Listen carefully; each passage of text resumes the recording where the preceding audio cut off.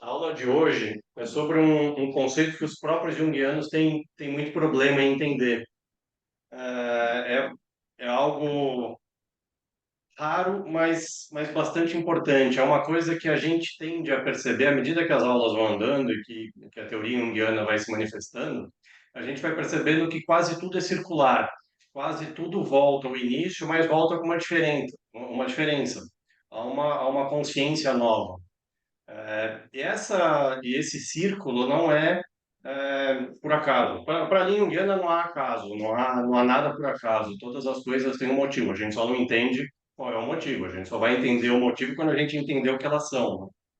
Mas e essa aula chamou Ouroboros. Até o nome soa estranho. A gente já falou rapidamente dele, mostrou aquela figura de uma cobra, um dragão comendo o próprio rabo. É, e essa ideia, o Goethe, no Divã Ocidental, ele traz um texto, que é como eu abro essa aula, que diz o seguinte: que o centro traz é evidentemente o que existe no fim e o que existia no início.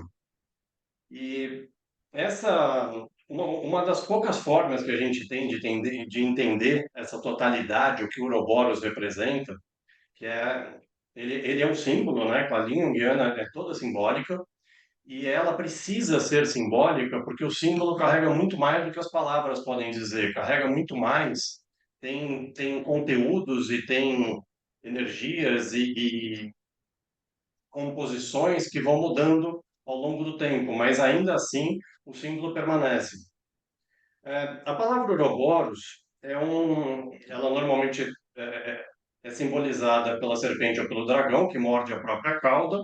O ouro significa cauda e boros significa que devora. É uma palavra grega, basicamente a mitologia grega já trouxe esse dragão que comia a si mesmo e nascia de si mesmo. E Jung usa esse aspecto mitológico, esse símbolo mitológico, para explicar um conceito. Eu vou falar dele de várias formas, mas eu estou falando a mesma coisa. E a gente vai tentar depois aplicar alguma coisa que vocês tragam na prática. Um dos textos que fala sobre isso diz o seguinte: no princípio está a perfeição, a totalidade. A sua descrição só pode ser feita através de símbolos e mitologia. Podemos aprender sobre o símbolo da totalidade de duas formas: através da história da humanidade, com os mitos, símbolos, e histórias que a própria humanidade conta, e, e aí uma das grandes inovações que a linha Jungiana traz, que é tentar entender a totalidade via análise. Então, a ideia é que a gente pode. Oi, aqui, está fazendo umas mudanças tecnológicas aqui. Ficou mais legal. É, a ideia de que a gente pode tentar entender a totalidade através da análise nas diversas fases de desenvolvimento do trabalho analítico. E não é algo para que o terapeuta em si entenda, mas é você entender que você é uma totalidade. Mesmo que a gente se perceba fracionado, dividido e ainda não íntegro, nós já somos íntegros. Todas as coisas que se manifestam são íntegras, elas são totais. A gente só não as entende até que a gente chegue nesse nível. Tudo bem que é um nível bastante avançado, não é algo comum na humanidade, mas uma das propostas é que através da análise, especialmente da análise quando a gente ganha um analista interno, é a possibilidade de nós fazermos isso conosco mesmo. É o trabalho de uma vida, e é interessante, eu vou falar sobre isso daqui a pouco, que é um trabalho que, num determinado aspecto, ele continua além da vida. Ele começa antes da vida e continua além da vida. E eu vou explicar isso por quê. Bom, os estágios da consciência, do desenvolvimento da consciência, começam no ponto onde o ego está no inconsciente. O ego ainda não sabe que existe. E vão até a situação em que o ego não apenas toma consciência da sua posição e a defende heroicamente em grandes batalhas, mas também se torna capaz de ampliar e relativizar as suas experiências. O ser humano é o único ser, ao menos por enquanto a gente conhece, que tem ego, ao menos tem um ego complexo como o nosso. Eh, Em algumas discussões nesse sentido, a gente acredita que os animais, especialmente os animais de estimação, e animais mais próximos ao ser humano, também acabem desenvolvendo proto-egos. Ele já tem complexos pequenos, ele já tem um complexo que algum dia provavelmente vai se tornar maior e vai poder carregar mais energia, mais consciência, mas por enquanto é uma exclusividade do ser humano. Só o ser humano tem algo que se percebe, tem algo que percebe os seus semelhantes num sentido histórico. Então, apesar dos animais, obviamente, perceberem os semelhantes, eles não percebem exatamente uma diferença, não é algo que eles vivem, isso é uma coisa que Lacan falava, eles vivem no mundo real. Eles não vivem num mundo imaginário como nós vivemos. Através do ego, nós interpretamos o mundo de acordo com as nossas possibilidades e necessidades. Então, não é que a gente enxerga nem está lá exatamente naquele momento. Nosso cérebro exige tempo para processar as coisas. Algumas coisas a gente consegue fazer até sem ver, ou, por exemplo, em artes marciais, esse tipo de coisa, você treina até que o corpo responda antes de você saber exatamente o que aconteceu. Muitos lutadores descrevem que só sabem o que aconteceu na luta muito depois da luta. Os guerreiros têm essa característica. Quando eles vão guerrear, eles deixam que o corpo faça algo e depois vão tentar criar consciência sobre aquilo. Então, o nosso ego tem um pequeno atraso em relação à realidade. O nosso cérebro tem esse atraso e o nosso ego tem um atraso maior. Porque a diferença nesse aspecto entre ego e cérebro é um conjunto de emoções, é um conjunto de formulações próprias daquela pessoa num determinado tempo, e é sempre uma coisa única. É, bom, aqui eu vou chegar naquela parte da religião. Ernest Cassirer mostrou que em todos os povos e religiões a criação aparece como a criação da luz, que como consciência é aquilo que permite que os processos do mundo sejam vistos. A ideia, ele fez um trabalho bastante interessante, a figura que eu uso aqui é o Yin Yang, né, a figura do Yin Yang, mostrando que a luz ilumina algo que a partir daquele momento é novo. Então, junguianamente, a gente diz que a luz corta o inconsciente, ela separa algo no inconsciente para que aquilo possa ser visto. À medida que aquilo é visto, ele não sai daquele pedaço. Apesar da gente usar o termo corta, ele corta, mas permanece ali, só que agora ganhando consciência.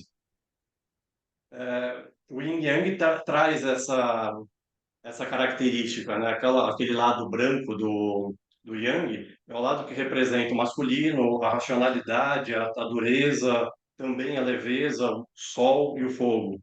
O lado negro representa a terra, o feminino, as emoções, a suavidade, também o peso, a lua e a água.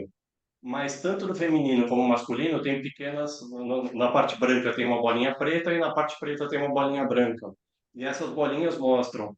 Os chineses, quando fizeram isso, não sabiam exatamente por que estavam fazendo isso, mas quando fizeram, eles já sabiam que dentro do masculino há um princípio feminino e dentro do feminino há um princípio masculino. Essas duas coisas não são excludentes, elas estão sempre juntas. É só não pegar nesse fio. Senão a gente vai ter um problema com o cachorro aqui, o computador desliga. Cachorrinho. Continua dando aula que eu deixo aqui. É, uma das. Ele conseguiu se enroscar no fio que liga o computador. Por algum motivo, o outro computador não quis ligar hoje. Então a gente está com o computador reserva. É, não, é, Platão fez um texto em Timaios dizendo o seguinte: ele também vai tentar descrever algo que informa esse todo, o que mostra o que é esse todo. E ele mostra o todo antes da consciência. Ele diz o seguinte: ele não tinha necessidade de olhos, pois nada havia no exterior para ser visto, nem de ouvidos, pois nada havia para escutar. Não havia ar circundante que precisasse ser inspirado, nem necessidade de nenhum órgão mediante o qual suprir-se de alimento ou livrar-se deste quando digerido. porque nada se segregava dele, nada se separava dele. Assim também, como de lado algum, algo a ele se agregava, já que nada existia. Porque, em virtude de sua engenhosa estrutura, ele faz da sua própria decomposição a fonte da sua própria alimentação, e todo sofrer e fazer só se realizam nele mesmo e por si mesmos. Porque a autossuficiência, assim achava seu construtor, era para ele muito melhor do que a necessidade que precisa dos outros.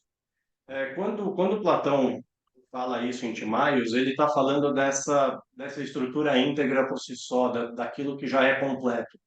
Só que ele acaba mostrando, eles ainda não tinham o conceito de Deus que a gente tem, eles ainda não tinham um conceito, a mitologia grega é, e essa fase do desenvolvimento humano ainda não sabia muitas das coisas que a gente sabe. Por exemplo, em grande parte, essa é a forma como os bebês funcionam, como os bebês crescem no útero da mãe. Então, ele está circundado, ele não precisa ver ainda, apesar dele já, em algum ponto do crescimento dele, já ouvir um pouco, ainda é algo que vem de fora. Ele está ali praticamente resolvido por si mesmo. Então, essa primeira experiência urobórica do ser humano até acontece antes dele existir como um feto, mas na nossa forma de entender mais razoavelmente, ela começa no ponto em que o feto começa a adquirir consciência. Mas ainda assim, nesse estágio, os primeiros estágios do desenvolvimento de um ser humano ainda são dentro do Ouroboros. A gente ainda está cercado por um todo autossuficiente. Quando a criança nasce, ela enxerga na mãe, ou digamos, só há uma construção entre ela e a mãe, mais nada. Até que ela começa a se interessar pelo mundo ao redor, a própria visão se modifica, ela começa, digamos, se faz uma luz, ela começa a perceber a luz que vai trazer interesse sobre o que existe no mundo. Só que quando nós saímos dessa estrutura que é autossuficiente, há um desejo ainda não consciente em todos nós, de voltar para algo tão íntegro e tão perfeito quanto era essa estrutura original. Por isso, o Ouroboros, para a linha junguiana, acaba sendo tão importante. E por isso também os junguianos acabam entendendo um pouco, entendendo pouco, não um pouco, entendendo um pouco, significa isso. Porque essa ideia de volta à integralidade, só que volta à integralidade, usando outra questão platônica, que é a caverna. É voltar à nossa origem, só que dessa vez com consciência. Voltar à origem, entendendo o que nós somos, entendendo como nós contribuímos para aquilo que nos cerca. Nós continuamos íntegros o tempo inteiro, só que a gente, por causa dessa consciência pouco desenvolvida, a gente acha que não é mais íntegro. Então, a gente era íntegro, perde a integridade, perde esse estado urobórico, para o qual a gente quer voltar, mas a gente não consegue voltar para essa estrutura porque nós já somos diferentes do que nós éramos. Então, perceber que essa estrutura está em nós, e nós somos a totalidade, nós somos a integralidade, nós somos o próprio Ouroboros, é fundamental. Não significa que através disso você se separe do resto do mundo, mas você percebe que você e o mundo estão no estado urobórico e são urobóricos. Não há nada fora, por mais que a maldade, que os absurdos que aconteçam pareçam estarem completamente longe de nós, tudo aquilo que você vê, tudo aquilo que chega a você faz parte desse seu estado e tudo isso precisa ser compreendido em você e na sua parte para compreender aquele conteúdo. É, aqui eu vou continuar isso da seguinte forma. A sabedoria é pré-egóica. A sabedoria existe antes do nascimento da consciência. E a gente percebe isso na natureza, a gente percebe isso nos animais, quer dizer, há uma sabedoria intrínseca, não só na forma como nós somos feitos, quer dizer, há uma forma divina que concebe essa estrutura de sapiência que é anterior a tudo. Portanto, o ser após a morte e o ser anterior ao nascimento são a mesma coisa. O círculo da vida e morte é fechado em si mesmo, pois é a roda do nascimento. Para o misticismo tibetano, disse que aquele que é instruído no Bardo Thodol e não atinge no estado pós-vida o conhecimento mais elevado, tornará a nascer. Eles usam uma linha, quer dizer, a forma tibetana, o budismo tibetano, ele, ele define algo muito parecido com o espiritismo. Quer dizer, no espiritismo também, que é uma religião muito mais nova, a ideia é que se você ainda não entendeu, você volta a reencarnar. Isso já era algo de alguns milênios, mais uns 3 ou 4 milênios, não, uns 2 milênios anterior ao Espiritismo. Então, tem um movimento judaico chamado Hassidismo.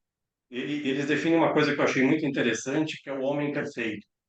Não, no caso deles, provavelmente era o homem perfeito mesmo, mas a gente vai usar o ser humano perfeito, pode ser um homem ou uma mulher. E eles dizem o seguinte, que o homem perfeito é justo, descobre aquilo que se perdeu desde o seu nascimento e restitui aquilo que ele perdeu aos demais homens. Esse é um dito sadique, nessa, né, nessa linha do judaísmo. O judaísmo mais antigo também tinha esse tipo de conteúdo, ele também prevê um círculo, ele também prevê uma volta ao início. Ele percebe a ideia que a pessoa percebendo aquilo que ela perdeu, ela se torna íntegra para devolver aquilo que ela perdeu à humanidade. Então, há uma integração entre as duas estruturas. É, bom, o desapego do Ouroboros, quer dizer, a saída do Ouroboros e a entrada no mundo, que é uma fase que a criança passa e é uma fase que nós repetimos também como adultos, e o encontro com o sistema de opostos são as tarefas essenciais do desenvolvimento humano individual. Quando a gente está no Ouroboros, uma das coisas que não é perceptível é a luz e a sombra, a gente não consegue perceber que sempre há opostos. Hoje, por exemplo, como adultos, a gente percebe opostos com uma frequência enorme. Então, você vai encontrar oposição na sua vida o tempo inteiro, você vai ver no seu sistema político, você vai ver quando você está dirigindo, você vai ver isso em todas as situações. A ideia é que a saída do Ouroboros nos permita entender esses opostos, perceber esses opostos num primeiro momento, entender esses opostos no momento seguinte, especialmente os opostos que nos dizem respeito. Quer dizer, aquelas coisas que nos afetam, aquelas coisas que são fundamentais, e só cada um de nós pode entender em si.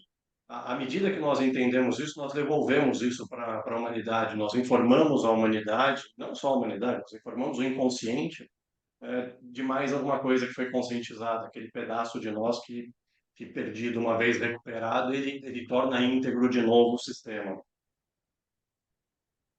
O processo de chegar a um acordo com os objetivos do mundo interior e exterior, a adaptação à vida coletiva, governa as diferentes fases da vida humana. A gente vai explicar esses aspectos nos tipos psicológicos e eh, É, a gente vai explicar esses aspectos nos tipos psicológicos e um pouquinho mais no estudo do desenvolvimento da consciência. O Eric Neumann ele faz um trabalho muito interessante, ele usa as fases de desenvolvimento da criança. A linha junguiana, como eu já disse, é circular. As fases de desenvolvimento da criança não são diferentes das fases de desenvolvimento do adulto. Então, aquilo que a gente vive, de certa forma, naturalmente, a gente vai viver dentro da consciência ou da nossa conscientização como adultos também.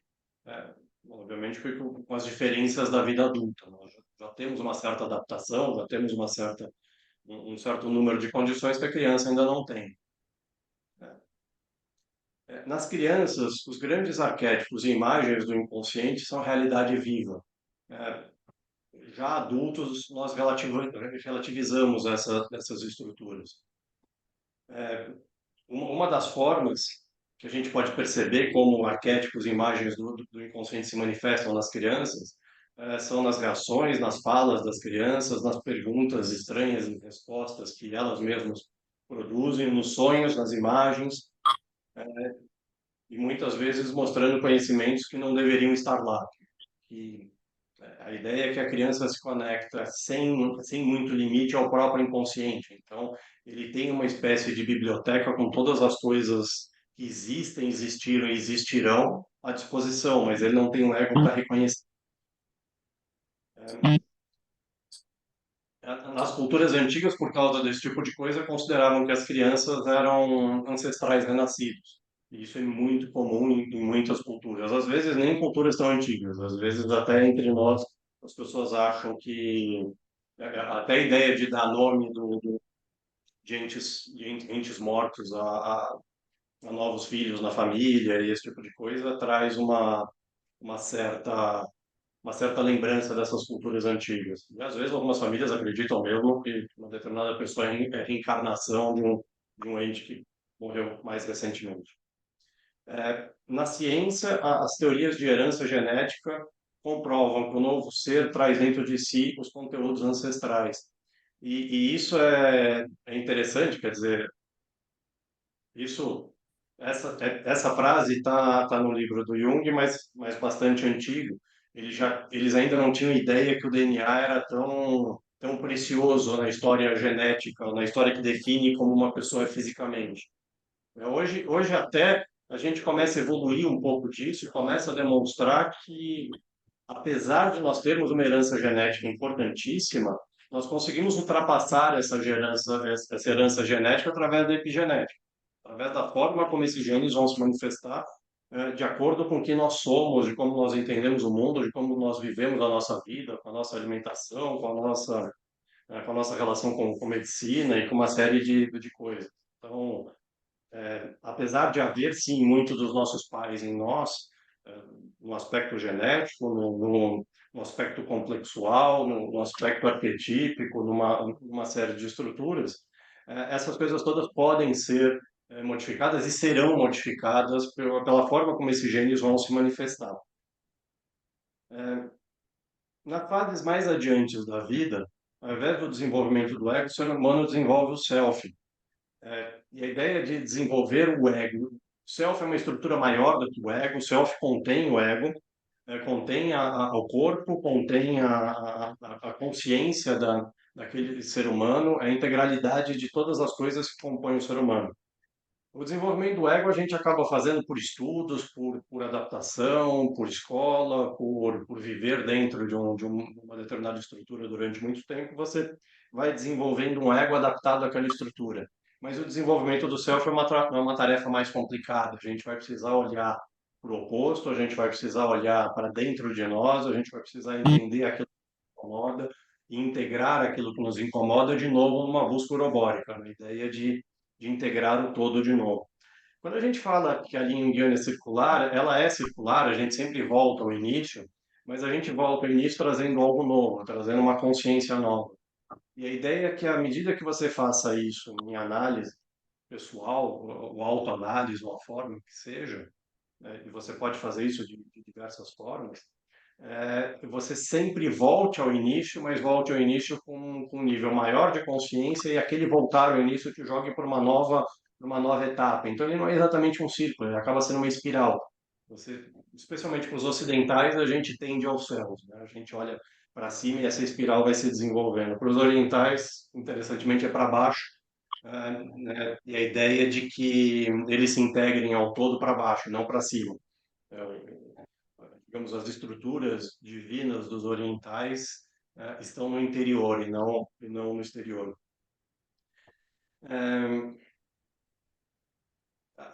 A Bíblia traz um conceito de uma cidade chamada Jerusalém Celestial. Ela é uma grande cidade que onde todos os seres humanos integrados, todos os seres humanos prontos vão viver depois do Apocalipse. Então, onde as coisas terminam é uma cidade perfeita. Então, há um início e há um fim. É, em Apocalipse 21, ele... Bom, Apocalipse 21, versículo 6, tem um pequeno texto. Na verdade, esse texto é até engraçado, mas eu vou falar da parte que nos interessa aqui. Ele diz o seguinte: Eu sou o Alfa e o Ômega, o princípio e o fim. A quem tiver sede, da graça lhe darei a beber da fonte da água da vida.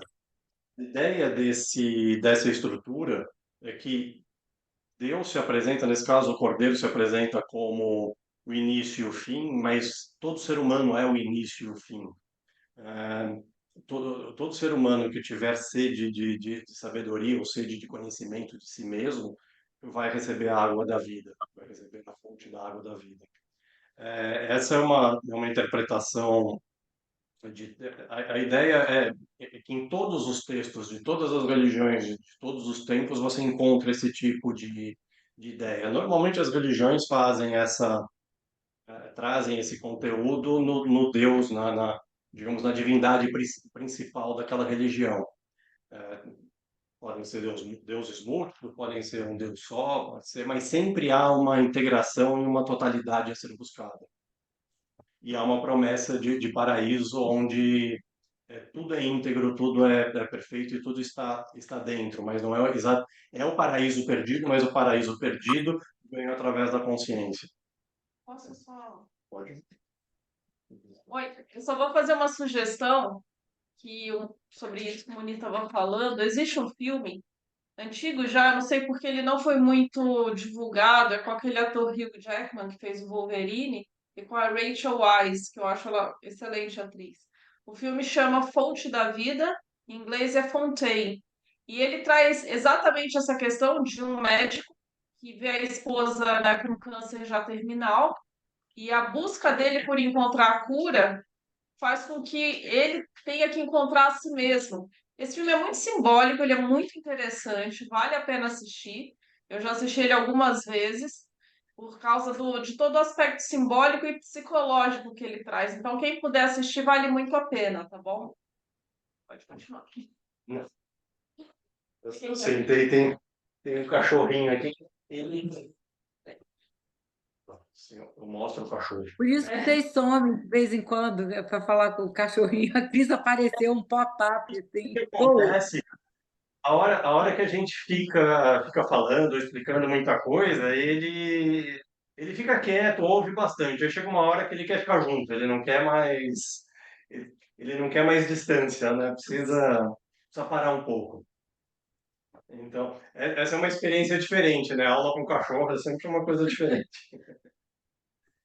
Esse conceito do Ouroboros é um conceito complicado, e é uma coisa que só dá para perceber com o tempo. As diversas fases e as diversas voltas que a vida dá acabam mostrando esse conceito em funcionamento. Para algumas linhas, a ideia de que a gente quer voltar para o estado original, de que nós queremos voltar ao útero materno, é literal. Então, elas trabalham com isso de maneira literal. Para a linha junguiana, é um símbolo, é uma hipótese. Agora, a Cris foi no banheiro e ele foi embora. Para a linha junguiana, esse é um símbolo de algo que nós pretendemos fazer, mas não literalmente. A ideia não é voltar efetivamente para o útero, mas é trazer a boa nova, trazer a nova palavra a todos os outros. As religiões tendem a fazer isso, as religiões prometem essa ideia, e tem alguns motivos para que elas façam isso desse jeito. Mas a ideia para a linha junguiana é que todo complexo traz a sua pergunta e a sua própria resposta. Isso já existe a priori. Assim como o que nós somos existe antes de nós nascermos, os chineses têm um conceito chamado céu anterior. Nesse céu anterior, eles dizem o seguinte, que o universo inteiro se prepara para a vinda de um novo ser. Mas, ao mesmo tempo que ele se prepara para a vinda de algo novo, aquele algo novo já está contido. Então, o início dele e o fim dele já existem. Aquilo que ele pode fazer e aquilo que ele pode produzir já existe, mas não é conhecido. Então, o processo precisa acontecer, e a consciência precisa se instalar. E essa ideia de que todo complexo traz a sua própria resposta, né? O ser humano sempre tem uma dúvida sobre as suas origens. Qualquer ato científico, qualquer coisa, a gente sempre está buscando o início, né? E para buscar o início, a gente precisa entender algo mais. Agora, de novo, a gente falou na outra aula, o ser humano tem essa necessidade de saber como tudo veio a existir, quer dizer, se foi uma grande explosão, se foi Deus quem fez, se já existia, quer dizer, que hipóteses são válidas para isso. E cada vez que a gente tenta enxergar mais longe, a gente enxerga algo diferente que não podia ser previsto. Algo, a ideia é que, apesar de tudo existir e tudo trazer a sua própria resposta, essa resposta não pode ser conhecida até que ela aconteça. É, nenhuma previsão, a não ser que ela dê muito errado, pode estar certa. Todas as previsões precisam ser, no máximo, parciais. Você não consegue dizer que o futuro é conhecido hoje. Por mais que pareça conhecido, por mais que pareça certo, por mais que pareça razoável, que as coisas vão existir daquela forma, elas nunca atendem a previsão exatamente do jeito que elas foram feitas. E isso é um problema urobórico. Quer dizer, se o início e o fim se encontram no mesmo lugar, a única coisa que você sabe é que aquilo que era vai ser conhecido no futuro, vai ser conscientizado no futuro, mas você não pode dizer como esse processo vai acontecer, porque se você pudesse dizer, ele já teria acontecido. Então é uma e essa é uma das grandes graças da terapia. O terapeuta não sabe nada sobre a pessoa mais do que a própria pessoa. O terapeuta é alguém que vai ajudar a pessoa a entender sobre ela mesma à medida que ele entende sobre si mesmo. E isso só a linha junguiana traz dessa forma. Por exemplo, a ideia freudiana é um reflexo quase que absoluto. Então você vai falar sobre você até o ponto que você se incomode com a sua própria fala, ele acabe projetando isso e tentando jogar esse incômodo no próprio analista que faz o possível e o impossível para que você não se veja nele. Então ele não está no seu ângulo de visão, ele entra depois de você na sala, ele fala o mínimo possível, ele devolve todas as perguntas com outras perguntas. Então, é a ideia de que, obviamente, para padrões brasileiros e latinos, isso não é exatamente funcional, mas é uma linha importante, é uma linha que trouxe questões interessantes. Mas também é uma linha, a própria linha freudiana, ela acaba mostrando que a resposta está na pessoa, sempre esteve na pessoa, até o ponto em que ela fala, eu já explorei aquilo que eu precisava explorar. Para as linhas freudianas originais, você tinha um problema de doença, tinha algumas questões que precisavam ser resolvidas. Para a linha junguiana é muito mais do que isso.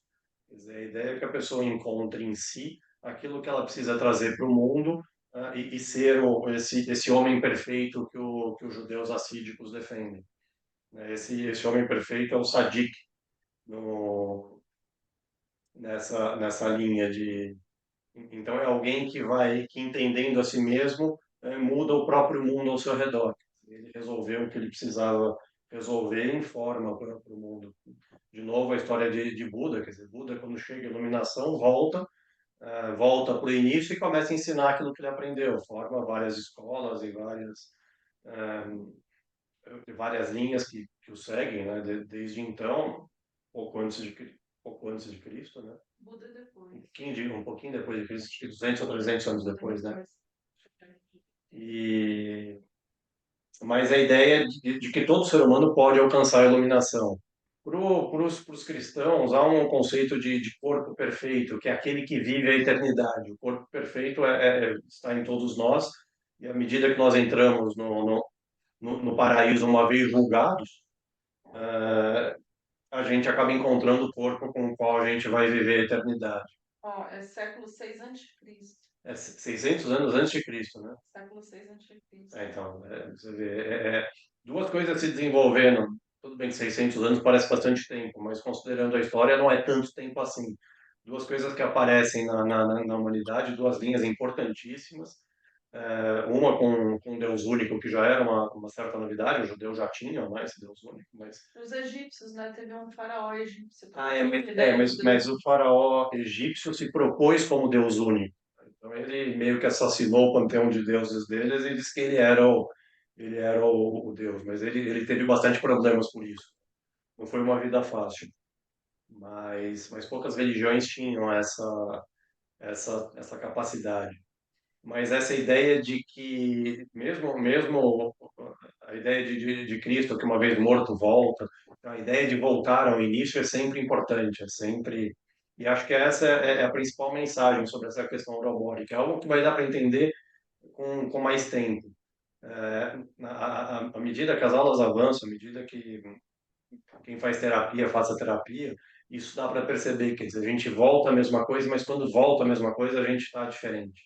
E estando diferente, a gente entende aquilo de uma outra forma. É quase como se o tempo e o espaço mudassem, é quase como se o futuro e o presente e o passado mudassem a partir da criação da consciência. Quando a gente entende os nossos motivos e por que a gente deveria estar ali, participar daquele conjunto de eventos, há uma mudança integral nessas estruturas. É uma sensação interessante, né? Bastante forte, assim, bastante energética.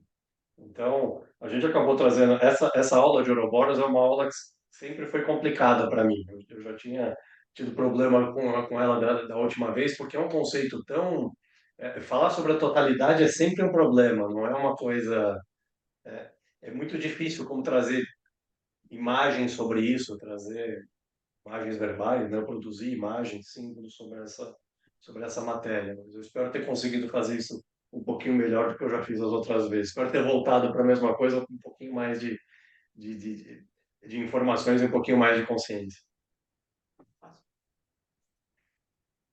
Podem falar, tá?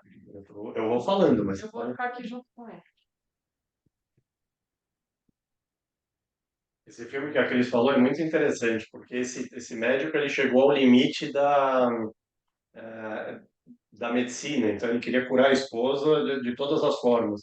Mas à medida que ele tenta curar a esposa e a esposa já estava pronta, ela já estava íntegra, ela já podia passar para uma nova forma de um outro jeito, ele percebe que no final das contas, à medida que ele queria curar a esposa, ele não consegue curar a esposa, mas consegue curar a si mesmo. E aí ele estava pronto para ficar com ela. Então esse filme acaba sendo fantástico nesse sentido, porque enquanto ele buscava algo incessantemente, ele perdia aquilo sobre ele, que era o que ele realmente precisava aprender. E é um dos problemas da medicina. A medicina se recusa a voltar ao anterior. Então, é como se toda a medicina anterior fosse imprestável, como se todo aquele conhecimento que durou muitas vezes centenas de anos e fosse inútil. Então, por exemplo, um médico antigo hoje, para a maior parte dos médicos, é considerado alguém simples, alguém sem grande instrução, não é um especialista, não é e muitas vezes o que eles aprenderam e o que esse passar pela vida trouxe, inclusive eles acabam percebendo que as próprias doenças passam. As próprias doenças, muitas vezes sem resposta do porquê, se transformam em outras coisas.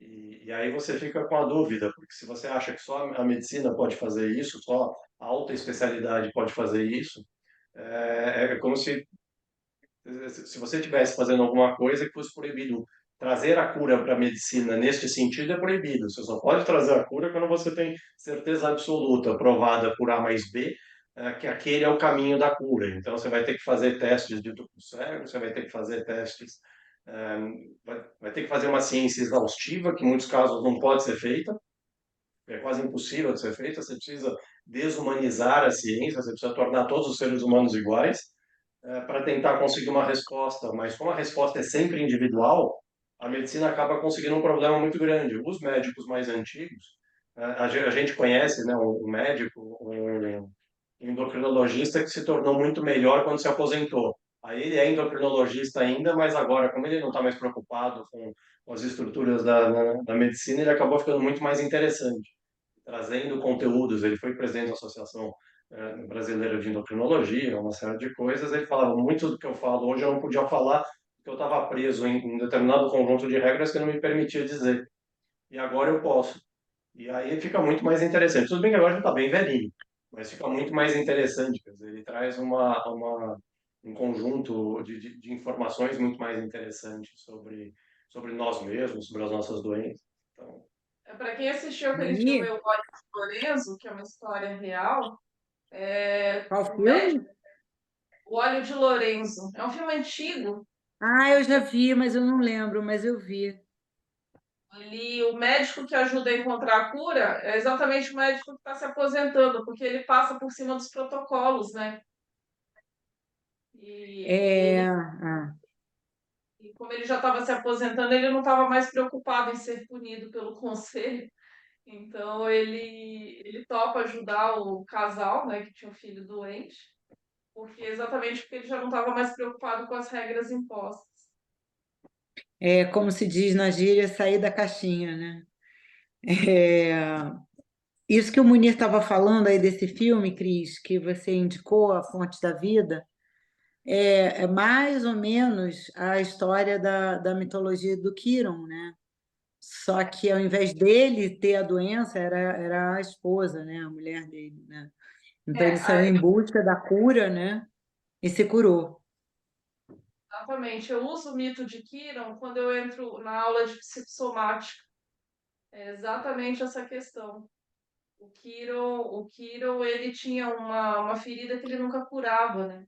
Ele conseguia curar a ferida dos outros, mas não a dele, porque ele não entendia o que isso representava sobre ele próprio.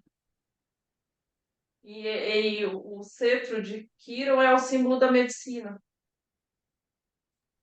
Tinha a mitologia, né, que eu li, é que ele era um servo de Hércules e ele estava botando veneno na ponta das flechas para uma batalha. E nesse processo ele se feriu com essa flecha envenenada. E ali abriu uma ferida que não curava de jeito nenhum. Agora, eu não sei se tem várias versões da mitologia, dessa mitologia, né? É, Enfim. sempre tem, né? A mitologia grega você encontra diferentes versões, até porque ela foi, em alguns pontos, unificada com a romana. Então, tem um autor brasileiro que ele é muito bom em mitologia grega. Se vocês quiserem comprar, eu tenho a coleção dele, são 3 livros. Ele chama Junito de Souza Brandão. E ele traz toda a história dos mitos gregos com uma análise psicológica. E eu fui ver, né, fui estudar por que ele fazia essa análise. Ele conhece a teoria junguiana. Então, para quem é da linha, né, para quem segue a linha, fica muito mais fácil, muito mais completo. A gente vai tratar de 2 mitos gregos ao longo do nosso curso, que é o mito de Édipo Rei e o mito de Eros e Psique, que fala sobre a conúntio. É bem interessante. Esses dois são 2 mitos que a gente vai abordar aqui, mas a mitologia grega, a mitologia de modo geral, ela é muito interessante, mas a mitologia grega, ela estava assim acima de todas as outras. Eles foram muito, muito perspicazes, né? Muito bons em trazer esses personagens, como eles contam a história da psique humana. Eu acho que a nossa bateria vai acabar, porque o computador reserva era um notebook. Então, a nossa bateria vai acabar daqui a pouco, mas ainda tem a reserva da reserva. Não, mas a gente ainda tem um tempo aqui, temos mais 1 hora. Então, vocês podem perguntar, podem tirar dúvidas que não necessariamente seja da aula de hoje. Qualquer coisa que vocês entendam que cabe. É, esse conceito do Ouroboros, eu sempre penso na espiral, né? Como o Munir estava falando. E assim, eu já tenho um tempo que eu já entrei em contato com essa forma, né, de entender as coisas, né, que a gente está sempre voltando para o estado original, só que em outra posição. Quer dizer, essa que é a ideia, né, da evolução, da gente sair daqui melhor do que entrou, né? Então você vai voltando, as histórias vão acontecendo novamente na tua vida, só que você ali já, né, do ponto da espiral até você chegar nele de novo, você está numa linha fora, né, daquela do início e com uma consciência completamente diferente, com novos